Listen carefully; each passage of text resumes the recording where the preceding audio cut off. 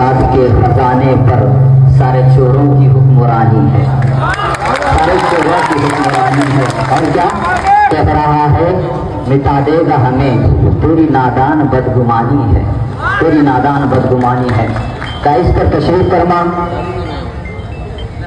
Daesh पर तशरीफ फरमा तमाम उलमा इकराम और मुदखेड़ की गयूर मुसलमानों, अस्सलामु अलैकुम व रहमतुल्लाहि व बरकातहू।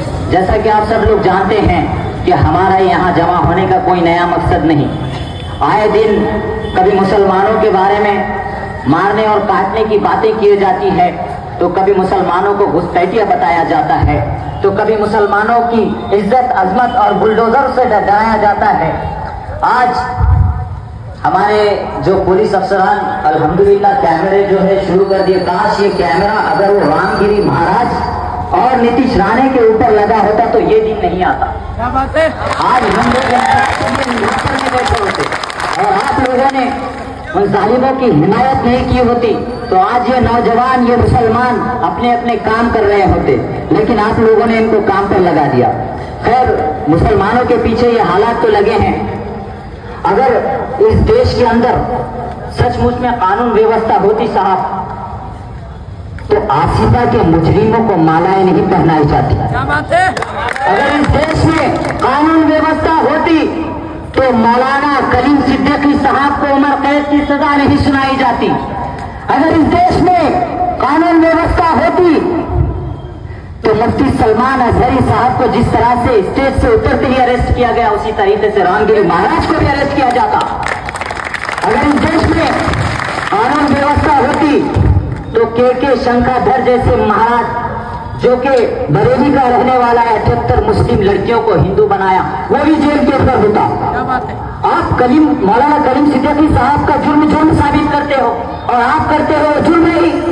क्या इस देश में मुसलमानों के लिए ही कानून है? यह हमारा सवाल है।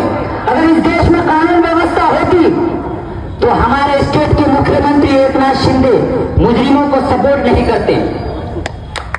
क्या मैं गलत कह रहा हूं? और आप लोग कह रहे हैं कि मुसलमान भड़काऊ भाषण करते हैं। हम भड़काऊ भाषण करेंगे अगर इस देश के अंदर शांति को आप रखना चाहते हैं, इस देश के अंदर आप अमन को बरकरार रखना चाहते हैं, तो हमारे इस्लाम से, हमारे दीन से, हमारे रसूलुल्लाह सल्लल्लाहु अलैहि वसल्लम की शान से दूर रहो।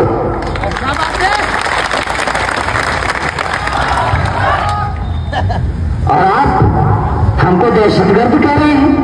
अरे क्या आपको याद है कि जंग आजादी में दिल्ली से लेकर मुरादाबाद तक जिनको फांसियों पर चढ़ाया गया, यही उलमा इकराम है।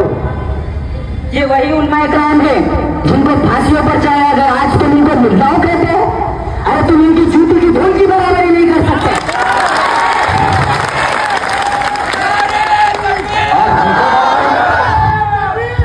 और कह रहे हैं, क्या बोला था उसने कि तुला महाराज जी हिंदी मत ही बोला लो, हिंदी में बोल रहा हूं तुझे कि तुम्हारी मस्जिदों के अंदर घुस के मारेंगे। अरे मैं तेरे को मराठी में बोल रहा हूं, सुन।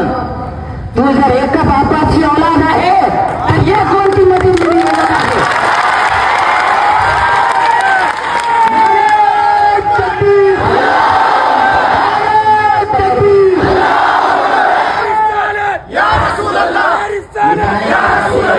अपने घर का देख, तेरी हाइट इतनी है कि हमारे नौजवानों के पैजामे तक नहीं आता, तू और मिटाने की बातें कर रहा है।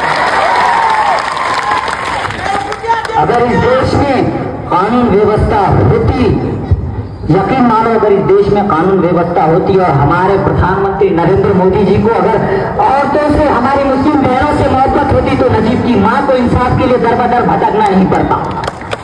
अगर आपको वाकई मुस्लिम औरतों से मोहब्बत होती तो हिजाब के लिए जो मेरी बहनें लड़ रही है, उनको हिजाब के लिए लड़ना नहीं पड़ता। मैं खैर एक नजर पढ़कर आपसे अलविदा लूंगा।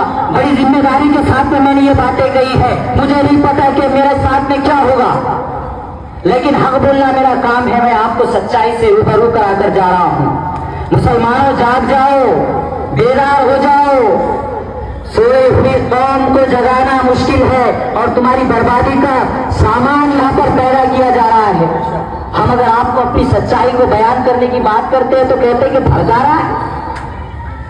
हाँ, मैं भड़का रहा हूँ।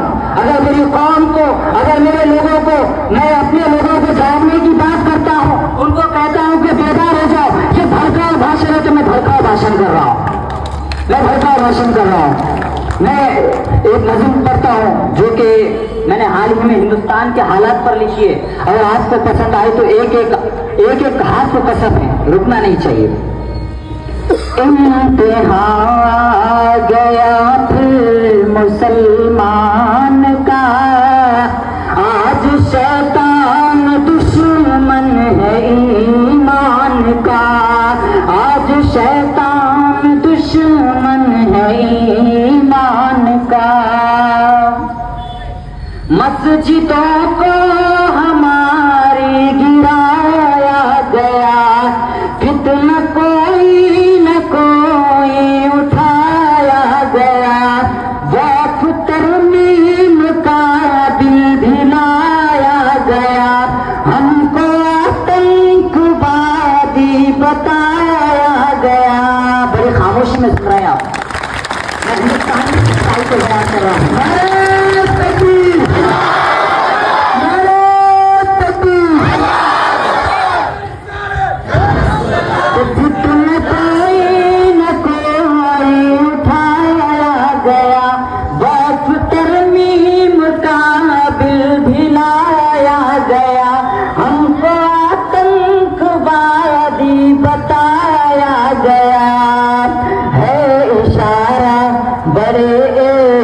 तूफान का इम्तिहान गया फिर मुसलमान का।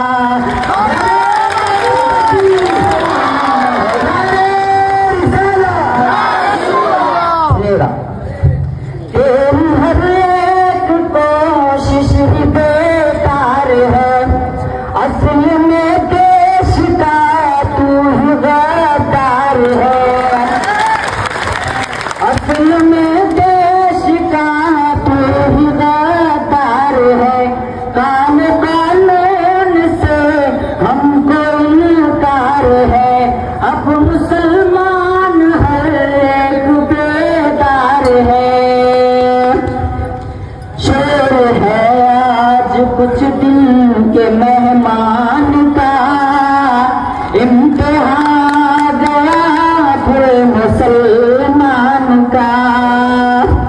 मेरे अजदाद के कीमती माल पर है तेरी पार मनहूस तेरी नजर,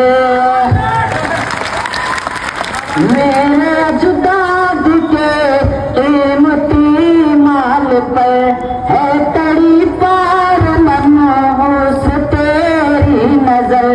बात सुन ले मेरी कान को खोल कर, वरना फिरौन जैसा ही होगा हशर। डर नहीं है, डर नहीं है हमें अब कोई जान का, इम्तिहान गया फिर मुसलमान का, इम्तिहान गया फिर मुसलमान का। तू है कितना जलील अब दिखाएंगे हम, तेरी औकात तुझको बताएंगे हम, बाप है तेरे तुझको बताएंगे हम, तुझको मिट्टी में को दिन मिलाएंगे हम। अब उठेगा जनाजा तेरी शान का, इम्तिहान गया फिर मुसलमान का। तो जाते जाते आपको एक नारा लगाना है, इन्क़िलाब, इन्क़िलाब। अरे तो गुट्टा अच्छा करायचं काय? इम्तिहान आ गया फिर